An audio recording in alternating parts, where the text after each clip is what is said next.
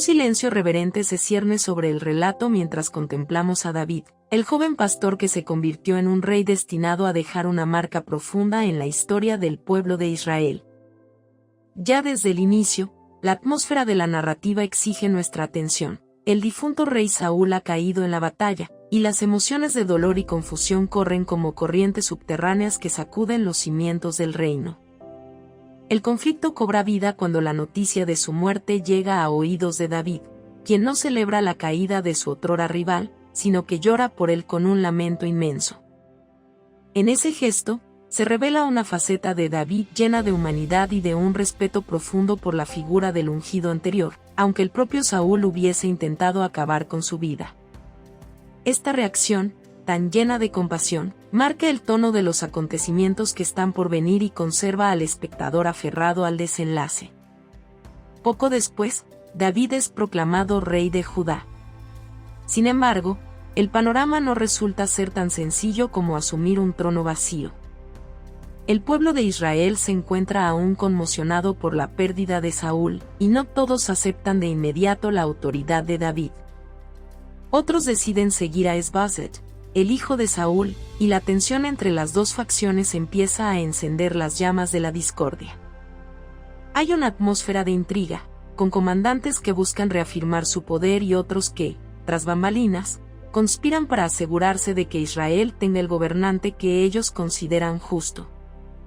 Batallas entre las tropas de David y las de Esbozet se van volviendo más feroces, y cada lance de espada retumba como un presagio de cambios profundos. Aún así, en cada paso, David se muestra cauto y humilde, consultando al Dios de Israel, buscando la gracia divina para ser un líder conforme a la voluntad sagrada. Conforme avanza el relato, las intrigas palaciegas se hacen más obvias.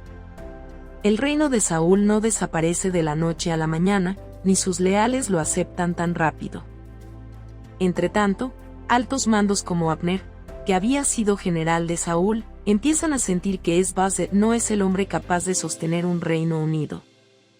Abner, hombre de influencia y astucia, acaba por pasarse al bando de David, lo que provoca sorpresas y descontentos. El espectador observa con asombro cómo las lealtades pueden cambiar drásticamente, al tiempo que surgen nuevos enemigos que pueden brotar de una traición encubierta. Aquí, no hay reposo, la intensidad de las batallas y los movimientos políticos mantienen una tensión permanente, que se siente en la respiración de cada soldado al marchar hacia el combate y en la mirada de cada consejero que susurra detrás del trono.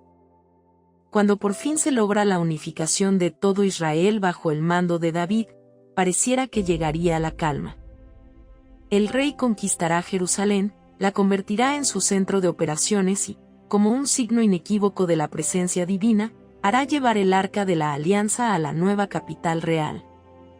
En ese momento se abre ante nuestros ojos uno de los instantes más conmovedores del relato. David, lleno de fervor, danza con alegría frente al arca, demostrando que su devoción va más allá del protocolo real. Su euforia y gozo irradian un magnetismo que atrapa a cada alma y presenta la imagen de una fidelidad genuina y sorprendente, muy distinta de las actitudes altaneras de otros gobernantes de la época. Pero el espectáculo de la danza en ocasiones no es bien visto por todos, e incluso su propia esposa Mical lo reprende por rebajarse de esa manera frente al pueblo. Las tensiones internas siguen palpables, recordándonos que cada paso que David da como monarca, por exitoso que parezca, acarrea retos delicados e íntimos. La atmósfera se torna aún más dramática con un suceso que cambia para siempre la percepción del rey elegido. David, en plena cúspide de su reinado, comete el grave error de fijarse en Betsabé, la esposa de Urías elitita, uno de sus soldados más fieles. En un instante de debilidad, el rey planea la forma de situar a Urías en primera línea de batalla para que caiga y así encubrir sus acciones. Entre suspiros y miradas estremecidas, la audiencia observa este lado oscuro de David, quien no puede escapar a las tentaciones y ambiciones que acechan el corazón. Inmediatamente surge un aire sofocante de suspenso, porque el profeta Natán, valiente portavoz divino, confronta al rey y desenmascara su pecado con una historia que exhibe la injusticia y la culpabilidad. Es un momento profundamente punzante, pues el hombre que había sido alabado por su rectitud se ve obligado a encarar lo sombrío de sus decisiones. La tensión no se detiene ahí. El juicio de Dios se cierne sobre el palacio real, y la espada no se apartará de la casa de David. Con un dolor lacerante, veremos cómo las consecuencias de sus actos se hacen sentir en la tragedia de sus propios hijos. Entre estas desdichas resalta la historia de Absalón, el hijo de David que se rebela contra su padre y busca usurparle el trono. Las intrigas, el resentimiento y la furia se mueven como un torbellino en el corazón de Absalón, quien seduce al pueblo y provoca que David huya de su propia ciudad, sumido en un estado de desolación y con las lágrimas en los ojos. El terror a perderlo todo vuelve cada decisión desesperada. Soldados, consejeros y hasta antiguos aliados se debaten entre la lealtad al rey establecido y la promesa de un nuevo liderazgo que Absalón proclama. De pronto, el reino se quiebra desde adentro, sacudido por las ambiciones incontrolables y los sentimientos encontrados de padre e hijo. El enfrentamiento no se hace esperar, y en medio de la guerra entre las fuerzas de David y las de Absalón, la emoción se incrementa cuando Absalón queda atrapado por su propio cabello en las ramas de un gran árbol, encumbrado en mitad de la batalla, sin poder huir del juicio que se avecina. La tensión se palpita al escuchar el relincho de los caballos y los gritos de los hombres corriendo por el campo de combate. El estrépito armónico del acero contra el acero rodea a quien sea testigo de estos hechos. Aún así, el final de Absalón no trae un alivio real. David, en vez de alegrarse por la victoria, exclama entre llantos, sumergido en la más honda de las tristezas. Para él, era fundamental contar con ese lazo familiar, a pesar de los errores y traiciones. Este lamento se convierte en otra de las escenas más sobrecogedoras, pues nos recuerda la fragilidad que late dentro de un gobernante que, por grande que sea, no es inmune al dolor.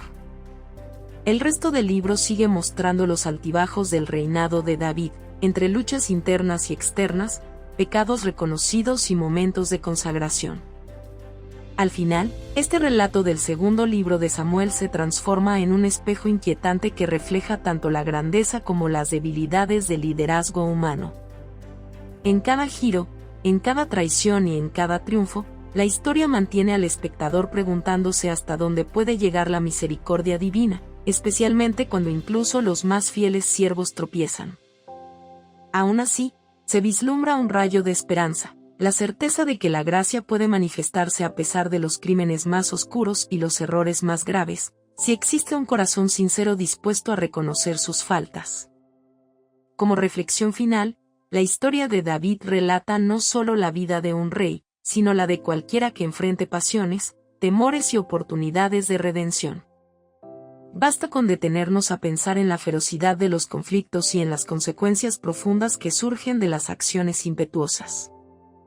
En la humillación de David ante el arca y en su posterior arrepentimiento se ve la clave de una existencia que, aunque marcada por la sombra del pecado, puede volver sus pasos al camino correcto. Este relato nos invita a mirar nuestra propia vida y a comprender que, sin importar el cargo o la posición, todos luchamos contra errores y tentaciones. Sin duda, la grandeza se define tanto por las victorias como por la humildad de reconocer la propia humanidad cuando todo parece perdido y necesitamos un perdón que trascienda nuestra naturaleza limitada. Si te gustó el video, por favor dale me gusta y suscríbete al canal, esto nos ayuda a seguir contando historias. Gracias.